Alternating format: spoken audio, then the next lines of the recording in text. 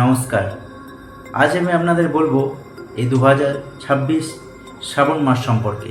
এই শ্রাবণ মাস কেন এত পবিত্র, এই মাসে কি করবেন কি করবেন না, এই মাসে কি করলে সংসারে সুখ শান্তি ফিরে আসে, কেন এই মাসকে ভগবান শিবের সবচেয়ে প্রিয় মাস বলা হয়, সম্পূর্ণ তথ্য আজ আমি আপনাদের জানাবো আমার এই ভিডিওর মাধ্যমে। তাই ভিডিওটি না টেনে সম্পূর্ণ ভিডিওটা অবশ্যই দেখুন, আপনার কাজে লাগতে পারে।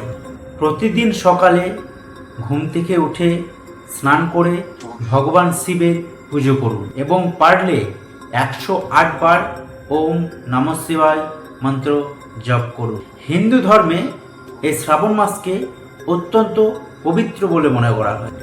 আমরা জানি যে এই শ্রাবণ মাসে বাবা শিবের ভক্তি করলে তিনি খুব সহজেই প্রসন্ন হন এবং ভক্তের মনোবাসনা পূর্ণ করেন।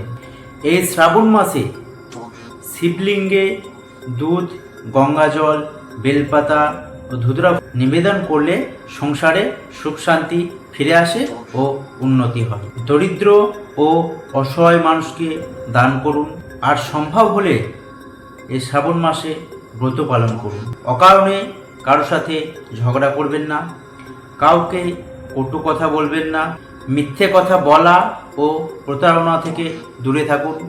মাদক, নেশা এবং এক ধরনের খারাপ অভ্যাস থেকে দূরে থাকুন এবং অন্যের ক্ষতি করার চিন্তা ত্যাগ করুন। শ্রাবণ মাসে দেশ জুড়ে শিব মন্দিরগুলিতে বিশেষ পূজা, জলাভিষেক ও ভক্তদের বিশাল ভিড় দেখা যায়।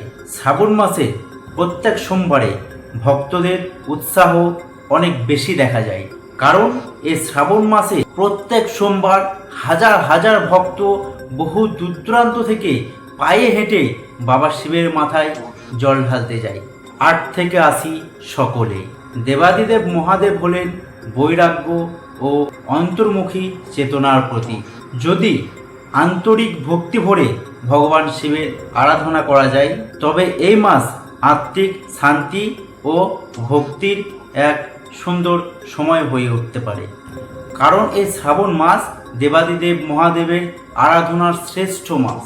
এই শ্রাবণ মাসের সোমবারে দেবাদিদেব মহাদেবের উপবাস ও জলাভিষেক করলে চন্দ্রের অশুভ প্রভাব দূর হয় এবং মানসিক দৃঢ়তা বৃদ্ধি পায়।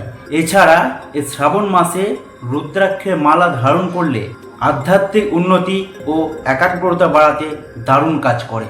সো গাইস, আশা করছি ভিডিওটা ভালো লেগেছে এবং উপকারী মনে হলে লাইক করে কমেন্টে হর হর মহাদেব লিখে, যারা চ্যানেলটিকে এখনো সাবস্ক্রাইব করেননি তারা নতুন নতুন ভিডিও পেতে চ্যানেলটিকে সাবস্ক্রাইব করে বেল আইকনটাকে অন করে রাখুন।